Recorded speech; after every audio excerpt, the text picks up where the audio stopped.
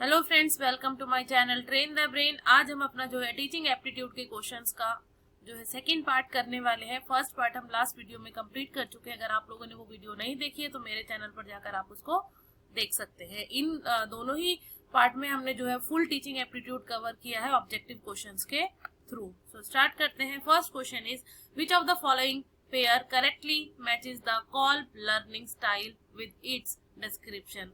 कॉल्ब learning style में हमारे पास जो है चार चीजें होती है: convergent, divergent, assimilation and accommodation. So इनका जो है हमें करेक्ट मैच देखना है, कौन सा जो है वो करेक्टली मैच है। Option A is diverging prefers technical task and logical reasoning, assimilating prefer abstract concept and reflective thinking. C converging prefers practical applications and hands-on experience, and option D is accommodating prefer theoretical models and detailed information. So यहाँ पर जो है हमारा assimilation क्या होता है? assimilation होता है हमारा जो हमारे पास प्रायर नॉलेज है उसी में ही हम अपनी न्यू नॉलेज को जो है सिमिलर नॉलेज उसमें ऐड कर लेते हैं। तो यहाँ पर जो है रिफ्लेक्टिव थिंकिंग जो है वो होती है। assimilation prefers abstract concept and reflective thinking. Next question is, how do diagnostic tests contribute to effective teaching strategies? हमारे पास जो है कई तरह के टेस्ट होते हैं: formative test, summative test, diagnostic test, placement test. जो है डायग्नोस करना, डायग्नोस का मतलब अगर आप किसी डॉक्टर के पास जाते हो सबसे पहले वो क्या करता है, आपको डायग्नोस करता है, आपकी प्रॉब्लम को डायग्नोस करता है।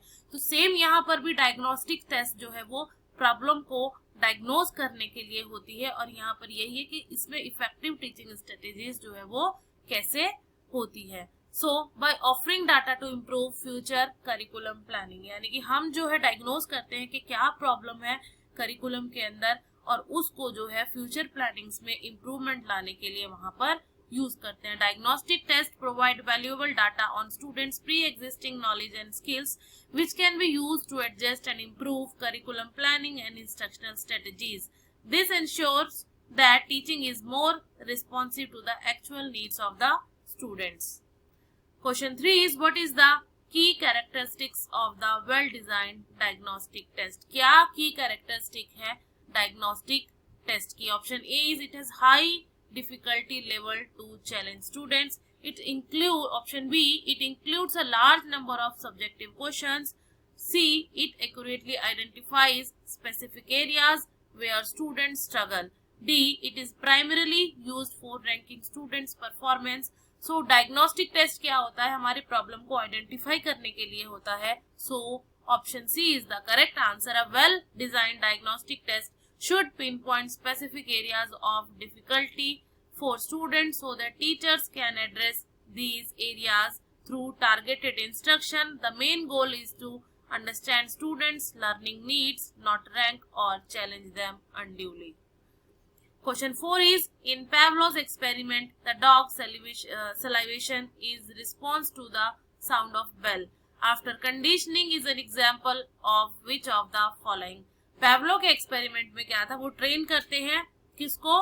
डॉग्स को। वहां पर क्या था, पहले जो है जो डॉग होता है फूड को देखकर सेलिवेट करता है, बट उसको ऐसी कंडीशनिंग दी जाती है पेवलो एक्सपेरिमेंट में कि वो बेल की आवाज से भी जो है सलाइवा करने लगता है, उसका रिलीज होने लगता है सलाइवा। सो यहाँ पर जो है कंडीशनिंग दी जा रही है और यहाँ पर इस क्वेश्चन में पूछा है कि पेवलो एक्सपेरिमेंट में जो डॉग्स का सलाइवेशन है वो हो रहा है, रिस्पॉन्स कर रहा है सिर्फ और सिर्फ बेल की आवाज पर, यानी कि वहां पर खाना नहीं है, सिर्फ बेल की आवाज पर वो रिस्पॉन्स कर रहा है, यानी कि कंडीशनिंग जो है उसका उस पर वो रिस्पॉन्स कर रहा है। सो आंसर इज कंडीशनड रिस्पॉन्स, यानी कि जो उसको कंडीशनिंग मिली है उसके बाद जो है वो रिस्पॉन्स उसमें कर रहा है। पहले वो सिर्फ फूड के लिए रिस्पॉन्स करता था, बट फिर फूड और बेल को जो है साथ मिलाकर वहां पर उनको दिया जाने लगा। उससे जो है उसकी माइंडसेट बन गया कि जब भी बेल बजती है तो मुझे जो है वो food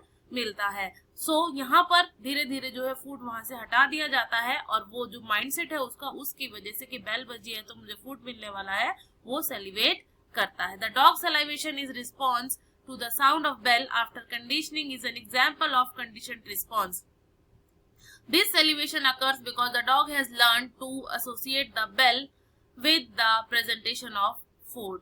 Next question is which of the following is an example of conditioned response in classical conditioning. अभी हमने ये जस्ट अपोजिट क्वेश्चन है हमारे पास, ये जो हमने लास्ट में क्वेश्चन किया है कि जो एग्जाम्पल है यहाँ पर कंडीशनड रिस्पॉन्स का वो क्या होगा. कंडीशनिंग क्या है कि बेल जो है उससे जो है वो सलाइवेट करे. So salivating when hearing a bell that has been repeatedly associated with food. Option C is the correct answer of this question. Question 6 is in operant conditioning, which term is used to describe the removal of an unpleasant stimulus to increase the likelihood of a behavior being repeated. Operant conditioning हमें किसने दी है? ये Skinner ने दी है. इसमें जो है वो पॉजिटिव और नेगेटिव रिइंफोर्समेंट में बात करते हैं कि आप जो है वो पिजन को वहां पर रखते हैं और एक होता है रेड बटन और एक होता है ग्रीन बटन. अगर ग्रीन बटन जो है पिजन प्रेस करता है तो उसको फूड मिलता है और रेड प्रेस करता है तो उसको वहां पर करंट लगता है. यानी कि food is a positive reinforcement, यानी कि रिवॉर्ड है और एज अ रिवॉर्ड काम करता है, और जो करंट है वो नेगेटिव रिइंफोर्समेंट यानी कि पनिशमेंट के थ्रू काम करता है. सो यहाँ पर क्वेश्चन में यही पूछा गया है कि वो नेगेटिव रिइंफोर्समेंट है. Negative reinforcement involves the removal of an unpleasant stimulus to increase the likelihood of a behavior being repeated. For example, taking painkillers to remove the pain encourages the behavior of taking painkillers in the future when in pain. Question 7 is which schedule of reinforcement is most effective in maintaining a behavior over a long period. अगर आपको किसी का कोई behaviour है long term के लिए बनाना है तो आपको उसको जो है रिइंफोर्स कैसे करना होगा. अगर आप एक फिक्स स्केड्यूल पे जो है फिक्स इंटरवल पे आप देते रहेंगे, उसको रिइंफोर्स करते रहेंगे तो वो उतना लॉन्ग टर्म नहीं होगा. अगर आप वेरिएबल कभी आपने जल्दी दे दिया, कभी आपने लेट कर दिया, वेरिएबल जो है अलग अलग होगा आपका, तो वहां पर जो है लॉन्ग टर्म लर्निंग होगी. So variable ratio schedule of reinforcement is most effective in maintaining a behavior over a long period. In this schedule, reinforcement is given after an predictable number of responses which create a high and steady rate of responding, making the behavior resistant to extinction. Next question है in the context of problem solving, which approach best utilizes convergent thinking. Problem solving approach में जो है जो best utilise है convergent thinking का वो कैसे है. Option A is identifying the root cause of a problem and addressing it directly. Option B exploring various possible causes of problem without immediate evaluation. C engaging in free association to generate new ideas. D encouraging imaginative and out of the box solution. Problem solving क्या है? बच्चे जो है खुद से अपनी problem को solve करे, यानी कि एक्सप्लोर करे चीजों को ज्यादा, रूट कॉज प्रॉब्लम पर जाएं और उसकी प्रॉब्लम को सॉल्व करे, तभी जो है वो कन्वर्जेंट थिंकिंग को यूटिलाइज करते हैं. So option A is the correct answer. Identifying the root cause of a problem and addressing it directly utilizes convergent thinking. This approach involves logical analysis and application of a systematic method to find a single effective solution.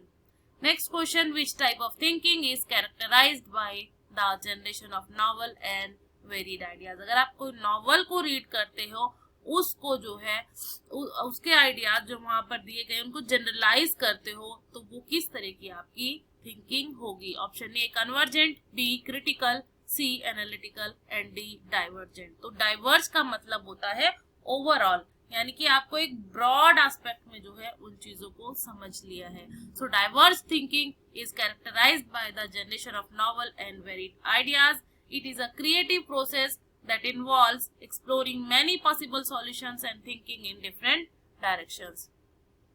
10th question है हमारा, in a formative assessment activity students are asked to peer review each other's essay and provide constructive feedback. This assessment primarily aims.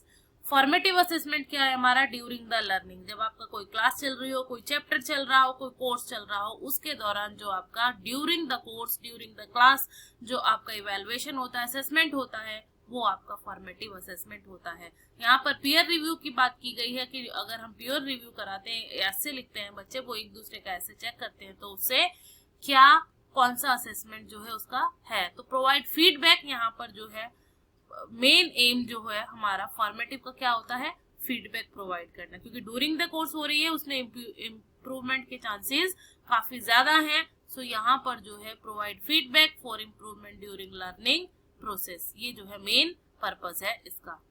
Then question 11 is in a cooperative learning environment, what is the significance of positive interdependence?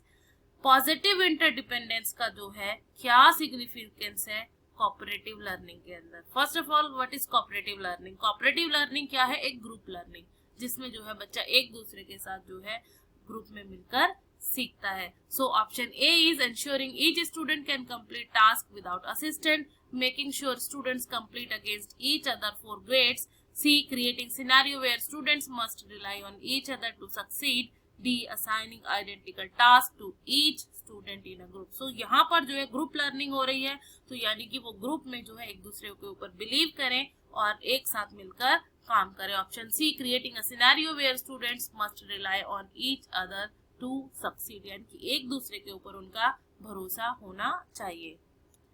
Question 12 is which of the following is a common benefit of both cooperative and collaborative learning? Cooperative learning क्या है और collaborative learning क्या है?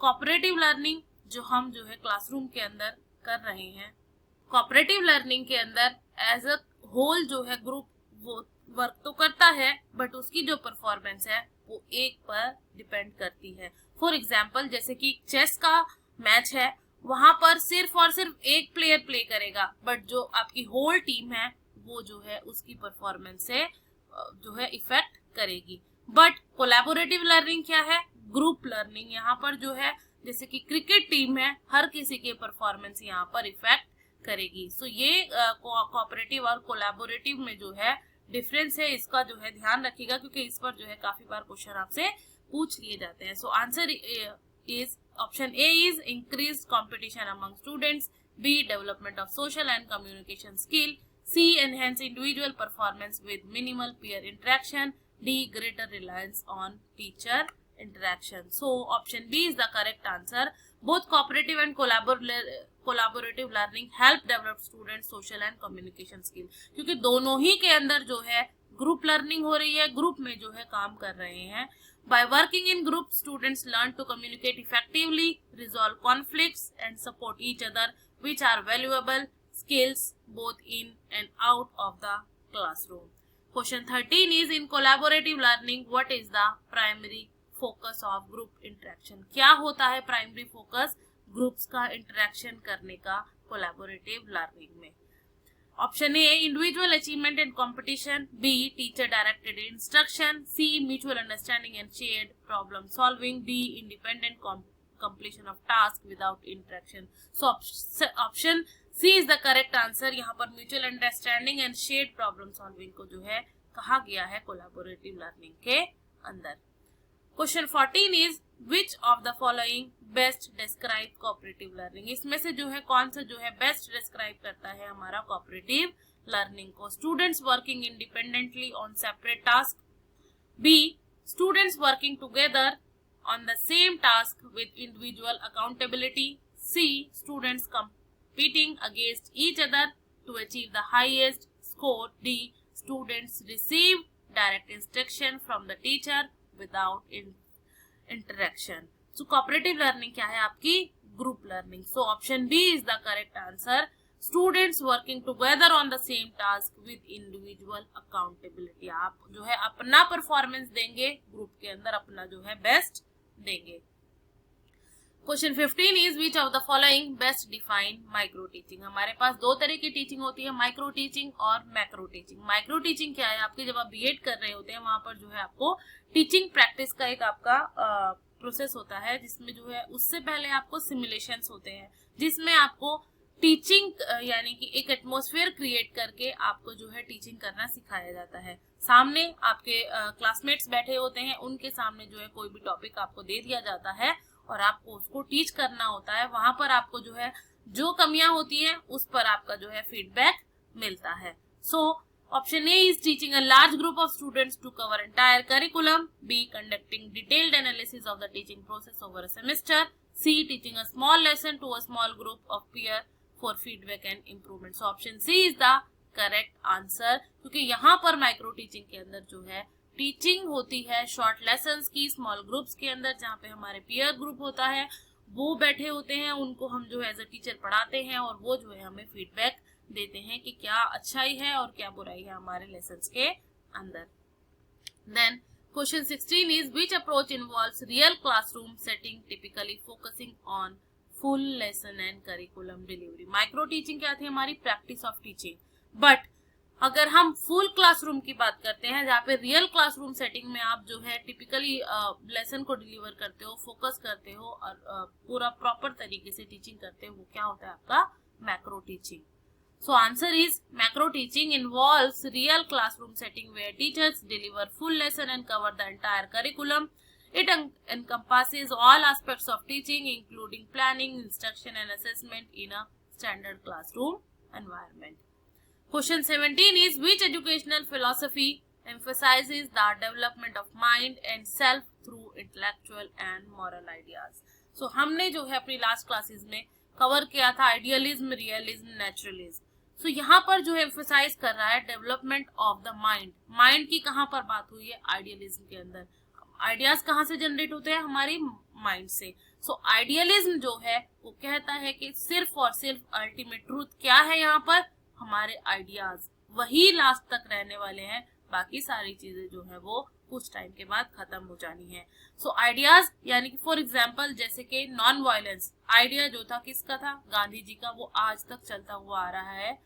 सो ये idea जो है यहाँ पर आइडियाज को जो है सुप्रीम कहा गया है आइडियलिज्म के अंदर.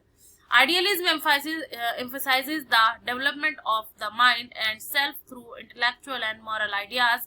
It focuses on teaching students about the great ideas and values that have shaped human civilization, aiming to cultivate wisdom and virtuous character.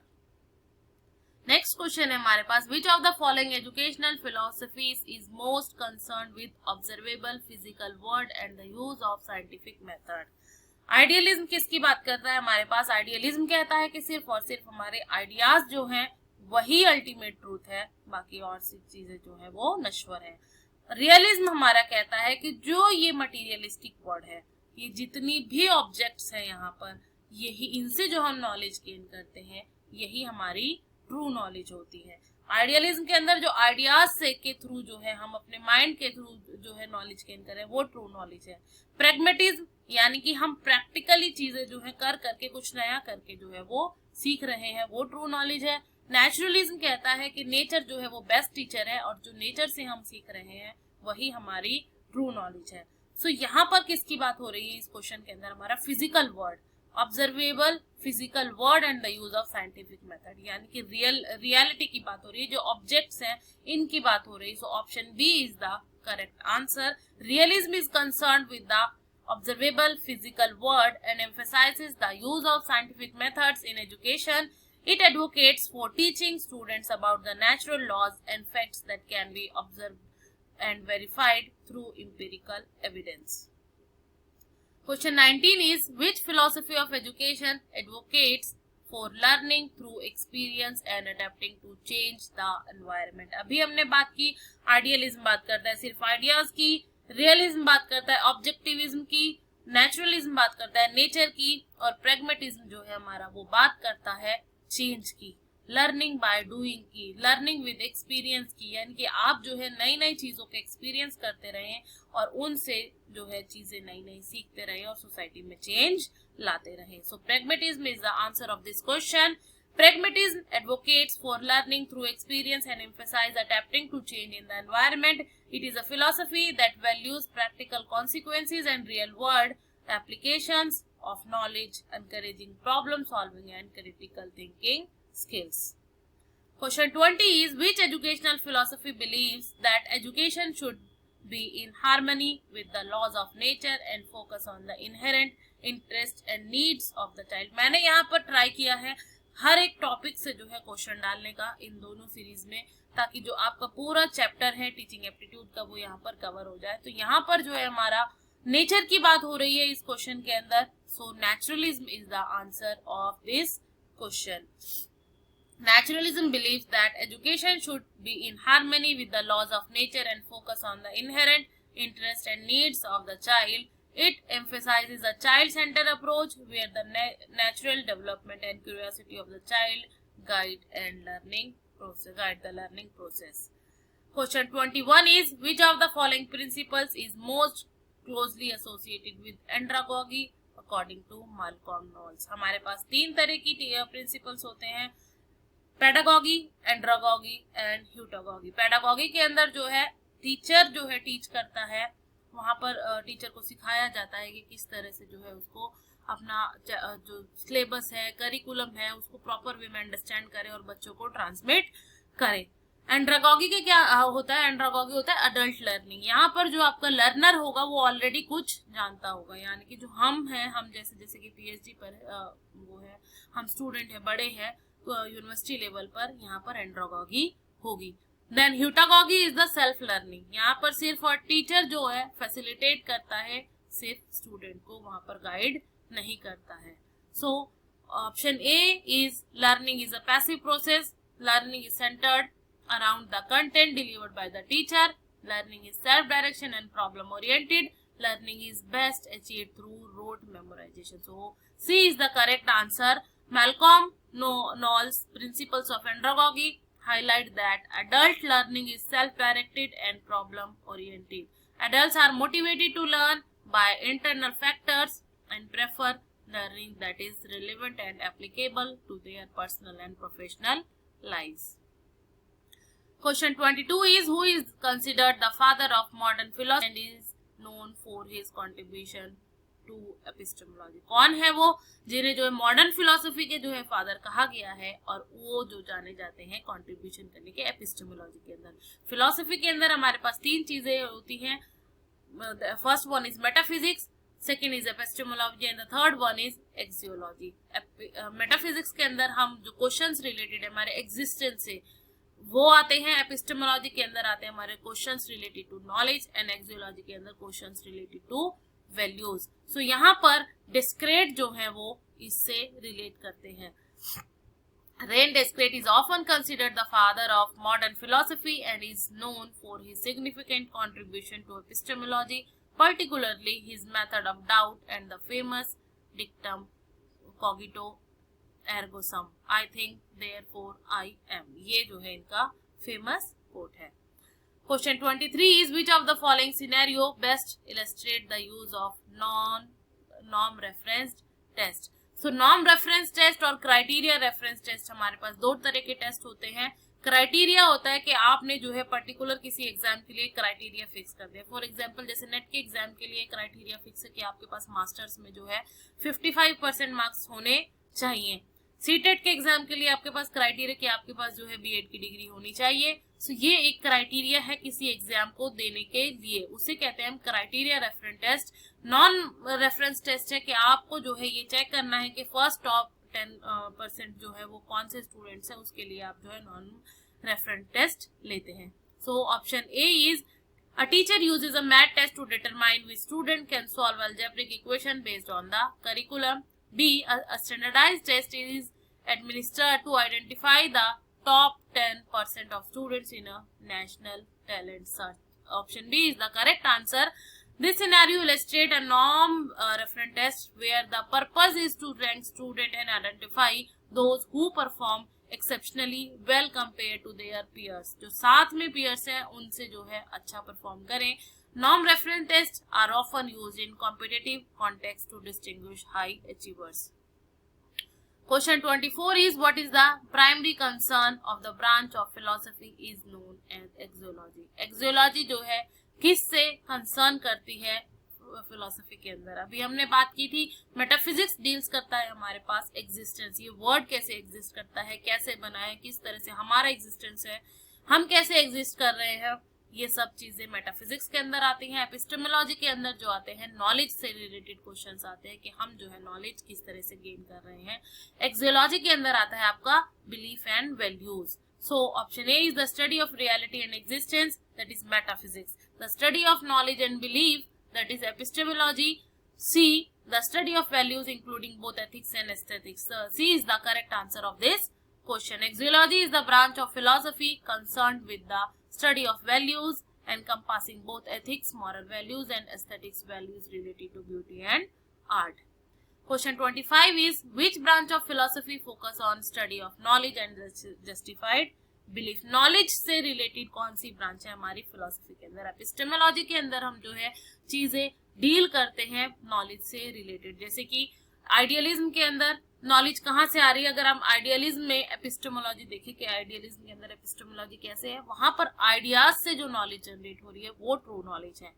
Naturalism के अंदर नेचर हमें जो नॉलेज प्रोवाइड कर रहा है वो ट्रू नॉलेज है. रियलिज्म के अंदर साइंटिफिक वे में जो हम नॉलेज गेन कर रहे हैं ऑब्जेक्ट्स के थ्रू, वो हमारी ट्रू नॉलेज है. सो नॉलेज से जो क्वेश्चंस आते हैं रिलेट करते हैं वो सारे हमारे पास जो है एपिस्टेमोलॉजी के अंदर आते हैं. So option B is the correct answer.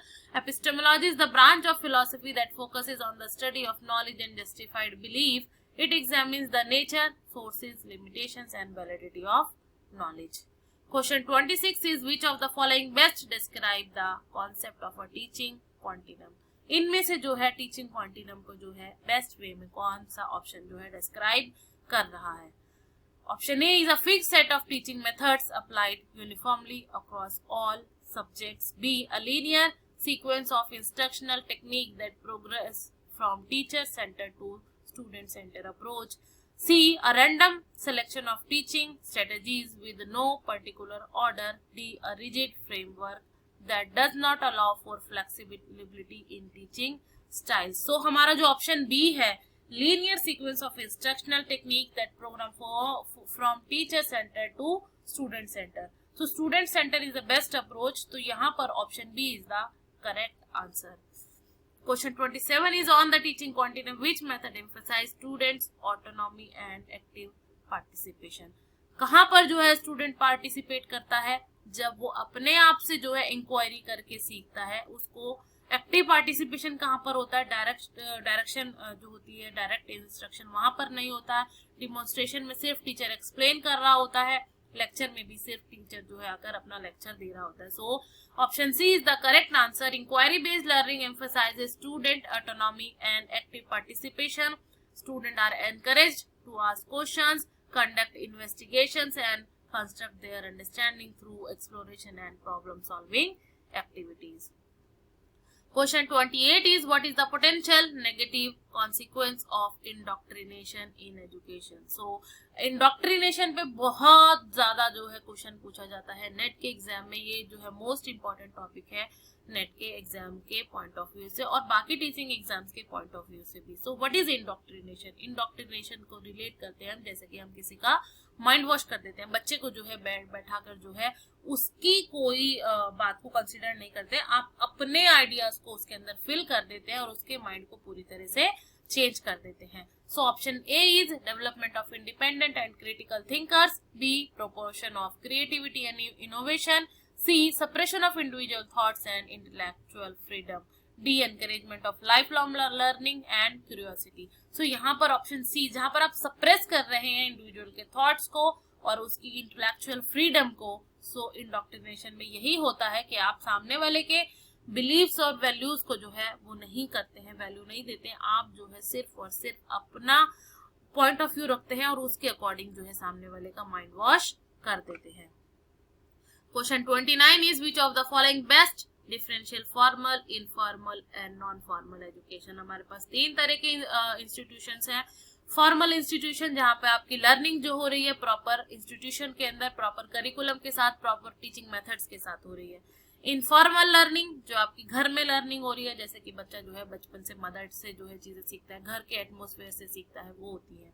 Non formal जहाँ पे आपका करिकुलम तो है बट आप जो है टाइम टेबल में बाउंड नहीं है किसी भी टाइम टेबल में कि आपको जो है इसी टाइम पर अपना जो है पढ़ना है. So option B is the correct answer. Formal education is structured and take place in educational institutions. Informal education occurs through everyday experiences and non formal education includes organized learning outside formal system. And last question is the work model of learning style classifies learners based on their preferred sensory modalities. What does VAK stand for? VAK stand जो V है वो आपकी visual, ए आपकी auditory and the के is kinaesthetic जो है उसके लिए इस मॉडल में जो है रखा गया है। आई होप आप लोगों को ये क्लास अच्छी लगी हो। और जो है आप मेरे चैनल को लाइक करें, शेयर करें, सब्सक्राइब करें ताकि जो है मुझे मोटिवेशन मिले इस तरह की और वीडियोस बनाने के लिए। अगर आपको कोई भी डाउट रहता है क्लास के अंदर, प्लीज मेरे कमेंट सेक्शन में जाकर कमेंट करें और मुझसे जो है अपनी प्रॉब्लम सॉल्व करें। Thank you.